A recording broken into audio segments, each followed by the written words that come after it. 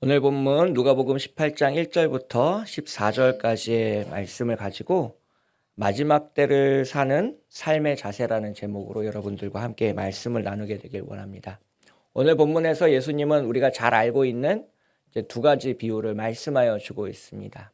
불의한 재판장과 과부에 관한 비유, 그리고 바리새인과 세리의 기도에 관한 비유 두 가지, 너무나도 우리가 잘 알고 있는 이 비유들을 말씀해 주고 있는데요. 그래서 우리가 오늘 본문을 통해서 우리가 잘 알고 있는 것들보다는 조금 다른 관점에서 이제 본문을 이제 접근해 보려고 합니다. 첫 번째, 오늘 본문을 바라볼 때 가지고 있는 질문은 뭐냐면, 왜 이 두 비유를 연속해서 예수님이 말씀하셨는가라는 어떤 그런 관심을 가지고 여러분들과 함께 말씀을 읽게 되기를 원합니다. 과연 이 두 비유에는 어떤 공통점이 있을까? 우리가 이제 먼저 그것을 좀 살펴볼 텐데요. 1절의 말씀을 다시 한번 읽도록 하겠습니다. 1절입니다. 예수께서 그들에게 항상 기도하고 낙심하여야 할 것을 비유로 말씀하여. 다음으로는 10절의 말씀을 함께 읽겠습니다. 10절입니다. 두 사람이 기도하러 성전에 올라가니 하나는 바리새인이요 하나는 세리라. 이 1절과 10절을 통해서 우리는 이 두 가지 비유에 공통점이 있다라는 것을 발견할 수 있습니다. 바로 이제 이 기도가 이 두 가지 비유를 하나로 엮어주는 이제 핵심 포인트라는 것을 우리가 알 수 있는데요. 과부는 불의한 재판장을 찾아가 이제 자신의 기도 제목을 계속해서 말했고요. 예수님은 그렇게 하나님 앞에 이 과부처럼 기도하라라고 말씀하셨습니다. 또한 기도할 때 이제 바리새인처럼 기도하지 말고 이제 세리처럼 기도하라라고 우리에게 말씀하여 주고 있는데요. 어제 누가복음 17장 20절부터 37절까지의 말씀을 함께 읽었습니다. 언제 예수님이 재림하시는지를 아는 것보다 중요한 것이 있다라는 것을 말씀드렸는데요. 그것은 바로 내가 하나님 나라의 백성인가가 더 중요한 문제다라는 것을 말씀드렸습니다. 그래서 오늘 본문은 그 17장에 연결되어서 하나님 나라의 백성은 무엇을 해야 되는가라는 것을 우리에게 말씀하여 주고 있습니다. 그리고 하나님 나라의 백성은 기도를 해야 한다라는 것을 예수님은 분명하게 말씀하여 주고 있고요. 그 하나님 나라의 백성이 어떻게 기도하는지, 무엇을 기도하는지 오늘 본문을 통해서 함께 알아보려고 합니다. 첫 번째로는 하나님 나라의 백성은 이제 쉬지 않고 기도한다라는 것을 우리는 알 수 있습니다. 오늘 본문 8절을 보시면 제가 읽을 텐데요. 내가 너희에게 이르노니 속히 그 원한을 풀어주시리라. 그러나 인자가 올 때의 세상에서 믿음을 보겠느냐 하시니라 라고 말씀하고 있습니다. 이 8절에서 인자가 올 때라는 말은 예수님의 재림을 의미합니다. 예수님은 분명히 우리가 믿음대로 기도했는지를 살펴보실 것이고요. 마지막 때에 살아가는 성도의 자세는 기도하는 삶의 자세이고, 그리고 우리가 가지고 있는 믿음대로 항상 쉬지 않고 끊임없이 연속해서 기도하는 우리 모두가 되시기를 주님의 이름으로 축복합니다. 그래서 하나님 나라의 백성, 마지막 때를 살아가는 삶의 자세는 바로 기도하는 삶의 자세라는 것을 알 수 있는데요. 오늘 본문에서 나타난 두 번째 메시지를 함께 살펴보도록 하겠습니다. 13절, 14절의 말씀을 함께 읽겠습니다. 13절, 14절입니다. 세리는 멀리 서서 감히 눈을 들어 하늘을 쳐다보지도 못하고 다만 가슴을 치며 이르되 하나님이여 불쌍히 여기소서 나는 죄인이로소이다 하였느니라. 내가 너희에게 이르노니 이에 저 바리새인이 아니고 이 사람이 의롭다 하심을 받고 그의 집으로 내려갔느니라. 무릇 자기를 높이는 자는 낮아지고 자기를 낮추는 자는 높아지리라 하시니라. 아멘. 예수님은 바리새인의 기도와 세리의 기도를 비교하여 말씀하십니다. 이 바리새인은 율법적으로는 완전한 사람입니다. 흠이 없는 사람입니다. 주의를 철저히 지키고 11조를 드리고 정해진 금식 기도를 빼먹지 않는 사람이다라고 하겠습니다. 그러나 예수님은 이 바리새인의 기도를 칭찬하지 않았습니다.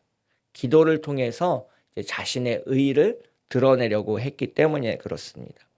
예수님께서는 14절에서 자기를 높이는 자는 낮아지고 자기를 낮추는 자는 높아질 것이다 라고 말씀하셨습니다.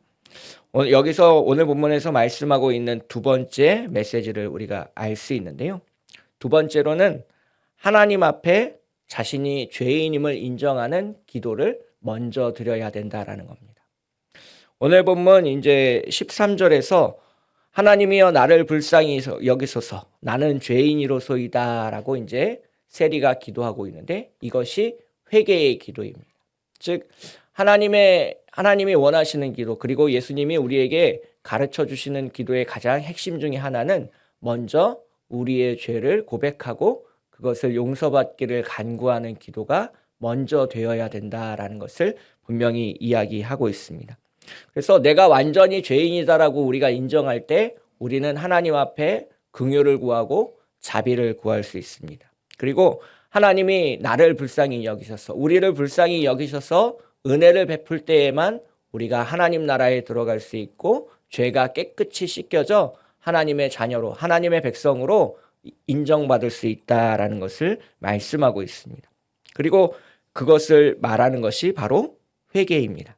그래서 내가 무엇을 해오면서 살았는지가 중요한 것이 아니라 바로 내가 회개하고 있는 기도를 드리는가가 중요하다는 것을 깨닫고 돌아가시는 우리 모두가 되시길 주님의 이름으로 축복하겠습니다.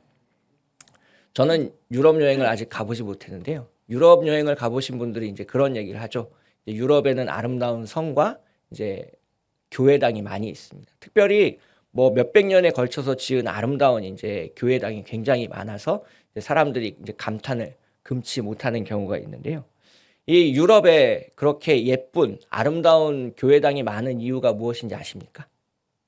왜 돈 많은 사람들이 자신의 돈을 그렇게 많이 들여서 예쁜 그 교회당을 지은지 아십니까? 교회당을 지으면 이제 그때 당시에 이제 중세 유럽에서는 어떤 믿음이 있었냐면 교회당을 하나 지으면 천국에 간다는 믿음이 있었습니다. 자기가 아무리 많은 죄를 지어도 자신의 생애 마지막에 교회당 하나를 이제 헌물하면 이제 천국에 갈 수 있을 거라는 믿음이 있었습니다. 그래서 이제 자기가 뭐 전쟁을 하면서 많은 사람을 죽이고 남의 것을 빼앗고 또 이제 거짓말하고 또 속이고 수많은 죄를 지었지만 이 건물 하나만 잘 지으면 자신의 죄가 용서받을 것이다라는 그런 믿음 때문에 그렇게 부자들이 자신의 돈을 선뜻 내놓으면서 이제 성당을 그리고 교회당을 그렇게 지을 수 있었던 겁니다. 그래서 하나님 앞에 이제 우리가 심판받을 때 하나님이 물어보시겠죠. 너는 나를 위해서 무엇을 하였느냐라고 물어보게 된다면 이제 이 교회당을 지은 사람은 자신 있게 얘기할 수 있는 거죠. 나는 세상에 있을 때 그래도 교회 하나는 짓고 왔습니다. 라고 이제 이야기할 수 있다라고 이야기를 하게 되는데 그러한 자신의 공로가 아니라 내가 죄인임을 깨닫고 하나님 앞에 긍휼을 구할 때 자비를 구할 때 우리가 주님의 칭찬받는 종이 된다라는 것을 오늘 본문은 말씀하여 주고 있습니다. 마지막으로 오늘 본문 3절부터 5절까지의 말씀을 함께 읽겠습니다. 3절부터 5절입니다.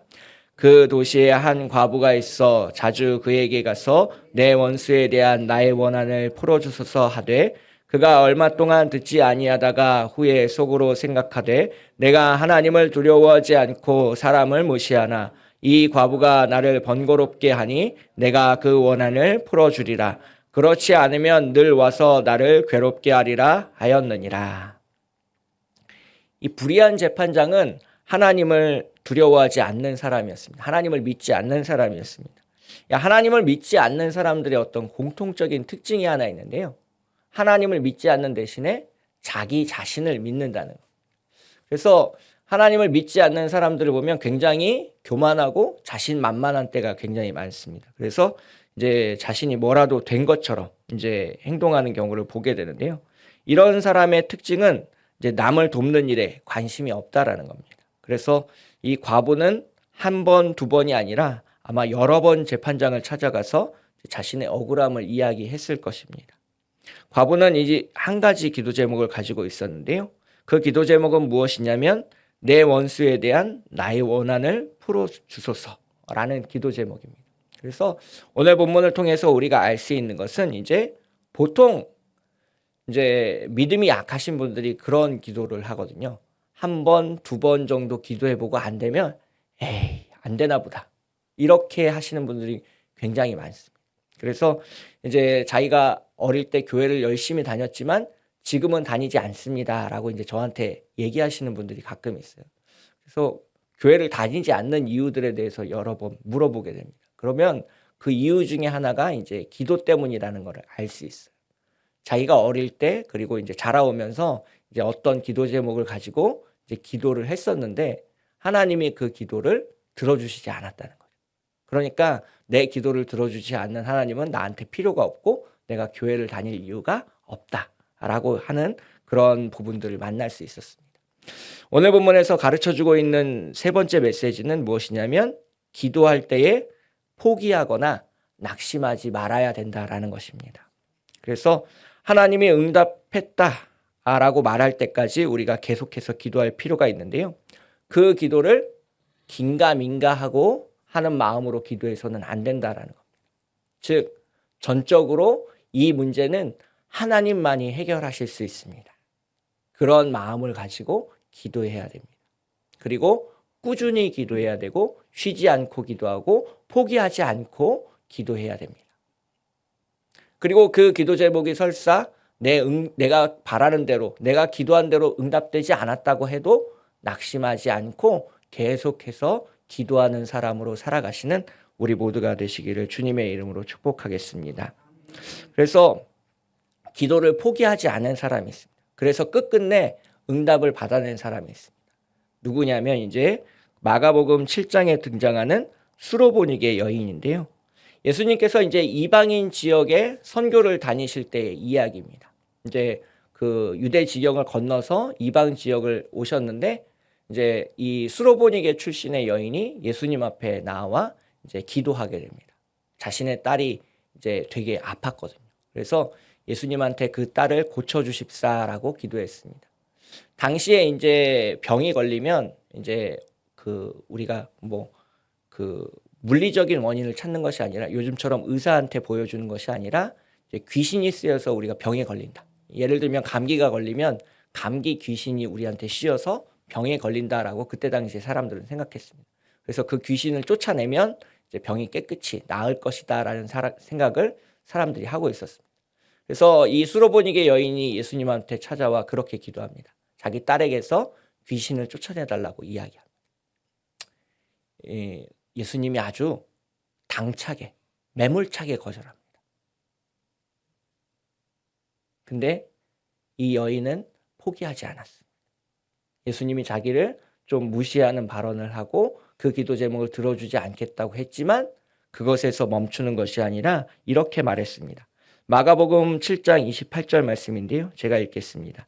여자가 대답하여 이르되 주여 올소이다마는 상 아래의 개들도 아이들이 먹던 부스러기를 먹나이다. 예수님만이 자신의 딸을 고쳐줄 수 있다라는 믿음을 가졌고 그래서 그 앞에 엎드려 간구했습니다. 그리고 예수님이 그 기도를 처음 거절했을 때 거기서 돌아가는 것이 아니라 포기하지 않고 낙심하지 않고 계속 기도했습니다. 그렇게 기도했고 예수님으로부터 돌아가라. 내 딸이 나았다. 라는 말씀을 듣게 됐고 실제로 그 딸이 치유받는 기적을 경험하게 되었습니다. 오늘 본문에서 우리는 세 가지를 살펴보았습니다. 첫 번째로 마지막 때를 사는 하나님의 자녀는 항상 기도한다라는 것입니다. 언제 어디에 하나님 나라가 임하는지를 알기 위해서 기도하는 것이 아니라 나에게 주시는 하나님의 음성이 무엇인지 하나님의 뜻이 무엇인지를 간구하는 기도를 드리고 있다라는 겁니다. 두 번째로 하나님 앞에서 자신을 낮추며 기도합니다. 이 목회자라서 굉장히 여러 교회를 섬기게 되는데요. 이제 말씀을 준비하면서 제가 전도사 시절부터 몇 개의 교회를 섬겼는지를 세보니까 한 7개 교회 정도를 이제 거쳐서 이제 지금 더사랑교회에 오게 됐더라고요. 근데 교회를 처음 가면 교회를 안내해 주시면서 그렇게 얘기하시는 분들이 있습니다. 내가 이 교회에서 무슨 일을 했었고 이 어떤 이제 업적을 쌓아왔는지 그런 것들을 꼭 얘기하시는 분들이 있습니다. 자신을 드러내려고 하시는 그런 분들을 만나게 됐네요. 그렇게 자기가 무엇을 해왔는지를 자랑하는 것보다 자신을 낮추며 하나님 앞에 회개하는 기도가 더 고귀하다라는 것을 오늘 본문은 말씀하여 주고 있습니다. 마지막으로 기도할 때에 포기하거나 낙심하지 말아야 될 것을 예수님은 말씀하여 주고 계십니다. 한두 번 해보고 에이 안 되네 라고 말하기보다는 오직 하나님만이, 오직 주님만이 해결하실 수 있습니다 라는 간절한 마음을 가지고 포기하지 않고 끝까지 기도하시는 우리 모두가 되시기를 주님의 이름으로 축복합니다. 함께 기도하겠습니다.